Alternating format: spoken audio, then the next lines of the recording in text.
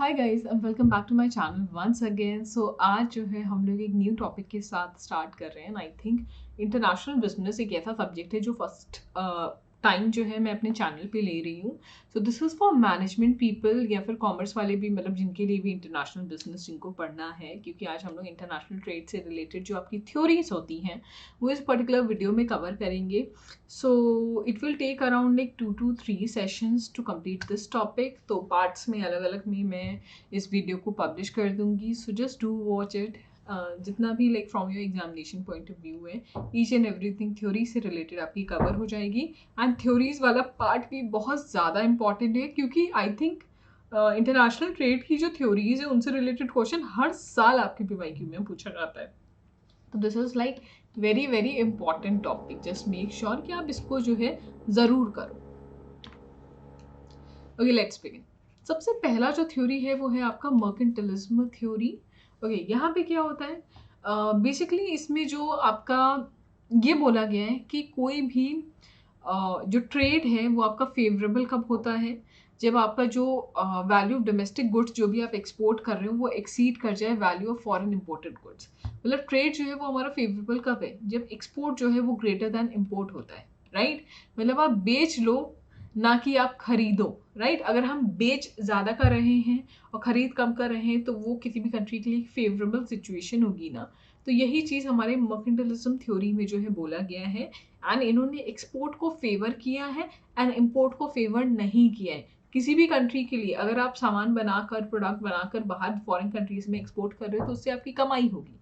But अगर आप foreign country से कुछ खरीद रहे हो तो उससे आपके पैसा देना पड़ेगा, राइट? तो क्या फेवरेबल है? एक्सपोर्ट इज फेवरेबल, ठीक है। सो ये आपके मर्केंटिलिज्म थ्योरी में बोला गया है।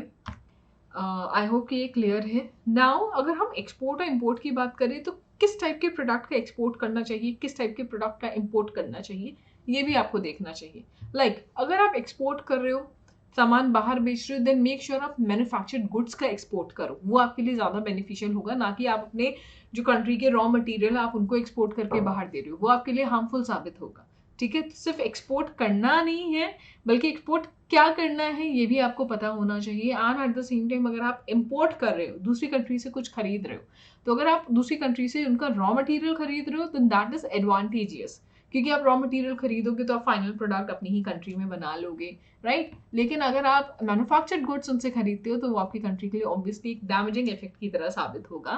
सो आई होप कि क्लियर है। सबसे पहले एक्सपोर्ट फेवरेबल है, बट एक्सपोर्ट में भी क्या फेवरेबल है एंड इम्पोर्ट में भी क्या फेवरेबल है, you should know about it. तो दिस इज मर्केंटिलिज्म थ्योरी।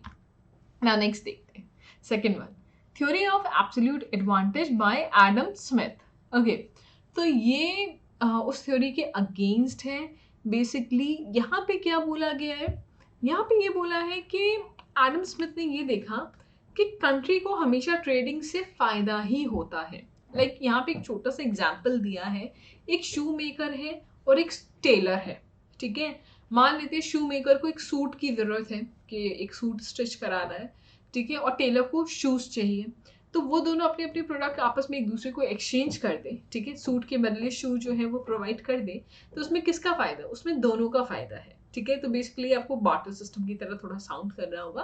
तो यहाँ पे स्मिथ जो है वो इस एग्जाम्पल के थ्रू यही बताना चाहते हैं कि जब भी कोई ट्रेड होता है ना तो कंट्री को उससे फायदा ही होता है, ठीक है।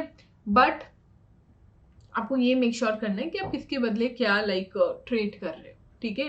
लाइक यहाँ पे एक एग्जांपल और दिया है।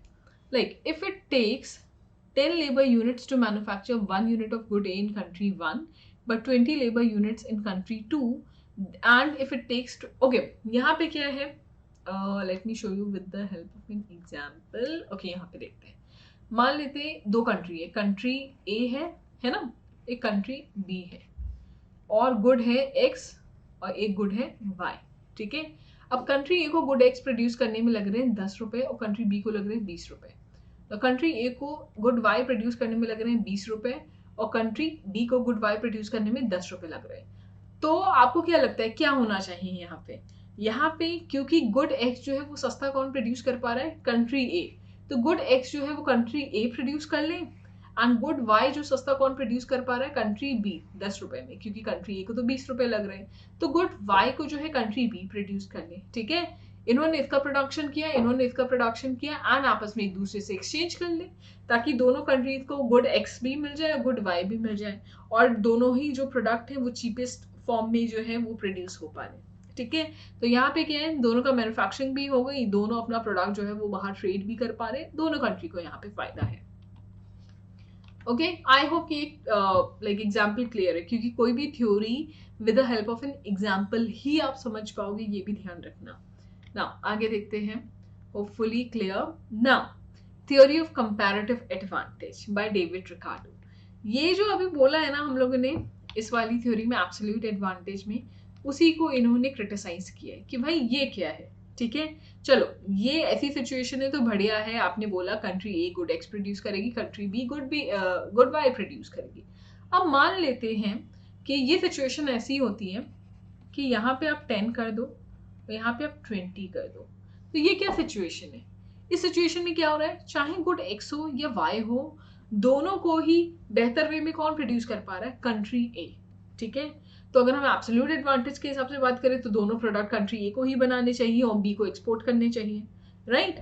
तो क्या कंट्री बी ऐसी खाली बैठी रहेगी? ऐसे तो कभी इंटरनेशनल ट्रेड में जो है एंटर ही नहीं कर पाएगी, क्योंकि वो चीजें जो है वो महंगा प्रोड्यूस कर रही है। तो इस केस में क्या करा जाए? इस प्रॉब्लम का सोल्यूशन निकालने के लिए आपका आया है थ्योरी ऑफ कंपैरेटिव एडवांटेज, जो कि डेविड रिकार्डो ने दी है। ठीक है, इन्होंने क्या बोला हुआ है, इन्होंने एब्सोल्यूट कॉस्ट एडवांटेज को लाइक क्रिटिसाइज करके रिलेटिव कॉस्ट एडवांटेज पे जो है फोकस करा है। मतलब कि जो कंट्री ए है ना, ठीक है, वो गुड एक्स भी सस्ता प्रोड्यूस करेगी, गुड वाई भी सस्ता प्रोड्यूस करेगी, बट इन दोनों में कंट्री ए को एक ही प्रोडक्ट सेलेक्ट करना होगा जिसमें वो बेस्ट है। ठीक है, मान लेते हैं कंट्री ए जो है वो गुड एक्स प्रोड्यूस करने में बेस्ट है, चीपेस्ट वे में जो है, इकोनॉमिकल वे में प्रोड्यूस कर सकती है, देन कंट्री ए वो अपना गुड एग पिक करे, वो सिर्फ वही प्रोड्यूस करेगी, और दूसरा गुड जो है वो ऑटोमेटिकली कंट्री बी के पास चला जाएगा प्रोडक्शन के लिए। आई होप कि क्लियर है कंपैरेटिव एडवांटेज क्या बोल रहा है। तो यहाँ पे रिलेटिव कॉस्ट एडवांटेज जो है वो लिया जाता है, कंपैरिजन करा जाता है और कंट्री जिसमें बेहतर है वो अपने पास रखती है, दूसरा प्रोडक्ट जो है वो दूसरी कंट्री को प्रोड्यूस करने के लिए दे देती है। Okay, hopefully clear. ना ये निकालेंगे कैसे, लाइक वही एग्जांपल आपका पोर्टुगल और इंग्लैंड का दिया है। 1 यूनिट ऑफ वाइन प्रोड्यूस करने के लिए पोर्टुगल को लगता है लेबर कॉस्ट ऑफ प्रोडक्शन, अगर आर में बात करें 80 आवर्स, एंड क्लोथ को प्रोड्यूस करने में 90 लगता है, इंग्लैंड को 120 लगता है, एंड क्लोथ को लगता है 100।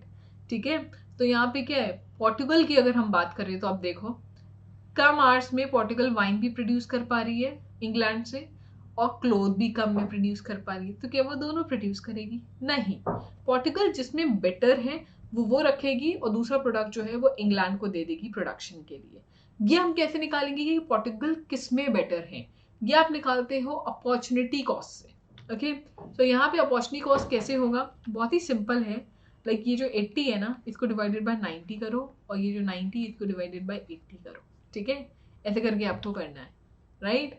एंड ये हमने अपॉर्चुनिटी कॉस्ट निकाल ली, ऐसे इसकी अपॉर्चुनिटी कॉस्ट निकाल ली। ठीक है, अब ये डिसाइड हो जाएगा कि भाई पोर्टुगल को जो है उसकी लोअर अपॉर्चुनिटी कॉस्ट किसकी आ रही है, वाइन की आ रही है। ठीक है, क्योंकि 8/9 है और ये 9/8 है, राइट? तो Portugal is going to produce wine, क्योंकि लोअर अपॉर्चुनिटी कॉस्ट उसका आ रहा है, एंड दूसरा क्लोथ जो है वो इंग्लैंड प्रोड्यूस करेगा। आई होप कि ये क्लियर है। भाई ये थ्योरी जो है वो उन कंट्रीज के लिए बनाई है, जैसे कि इंडिया हो गई, अगर इंडिया रखे एक साइड चाइना रखे, तो इंडिया तो हर एक प्रोडक्ट में पीछे हो जाएगी, तो क्या वो कुछ ट्रेड में पार्टिसिपेट नहीं करेगी? तो ये कंसेप्ट जो है वो डेवलपिंग कंट्रीज के लिए लाया कि भाई उनके लिए भी एक जगह हो इंटरनेशनल ट्रेड में अपनी, ऐसे वो आगे कैसे बढ़ेंगे? जैसे कि हमारे इंडिया में एक रिजर्वेशन सिस्टम है, क्यों है? जो बैकवर्ड लोग हैं उनको आगे बढ़ाने के लिए, राइट? तो वही चीज यहाँ पे है, यहाँ पे भी एक तरीका निकाला है कि भाई कैसे हम जो वो वीक लाइक मेंबर्स हैं उनको हम कैसे मार्केट में उतारें, कैसे स्ट्रॉन्ग बनाएं। तो ये एक थ्योरी जो है उस पे इसका कंसंट्रेशन है। ओके, आई होप कि क्लियर है। नाउ नेक्स्ट देखते हैं which is Heckscher Ohlin model, again next theory. इसमें क्या है, इसको आप 2 फैक्टर थ्योरी भी बोलते हैं, 2 फैक्टर मॉडल भी बोलते हैं, क्योंकि यहाँ पे आप 2 फैक्टर ऑफ प्रोडक्शन को कंसिडर करते हो, which is labour and capital. अब यहाँ पे बोला क्या गया है, लाइक जो कंट्री यहाँ पे बोला है कि जो कंट्री रिच इन कैपिटल है, लाइक अगर हम बात करें यूएसए की, वहाँ पे पैसे की कोई कमी नहीं है, तो वो कैपिटल इंटेंसिव गुड्स प्रोड्यूस करें, मतलब जिन पर्टिकुलर प्रोडक्ट्स को प्रोड्यूस करने में बहुत ज़्यादा पैसा लगता है, ठीक है। एंड जो कि लेबर इंटेंसिव कंट्रीज है, जैसे कि हम इंडिया की बात करें, तो वो ऐसे प्रोडक्ट्स प्रोड्यूस कर लें जिनमें लेबर ज़्यादा लगती है। जैसे कि इंडिया के पास लेबर की कोई कमी नहीं है, राइट, क्योंकि यहाँ की पॉपुलेशन इतनी हाई है, लोगों पे काम है नहीं, तो यहाँ पे आपको चीप लेबर मिलता है। तो इंडिया जैसी कंट्री को लेबर इंटेंसिव गुड्स जो है वो प्रोड्यूस करना चाहिए। तो ये हेक्सर ओहलन मॉडल में बोला है, इनके अपने कुछ अजम्पशंस हैं। आप इसको वीडियो को पॉज करके अजम्पशंस देख सकते हो। ये मेन मैंने आपको क्रक्स बता दिया है, ठीक है, राइट। चलिए अब आगे का पार्ट जो है वो हम लोग करेंगे अपने नेक्स्ट वीडियो में। Thank you so much.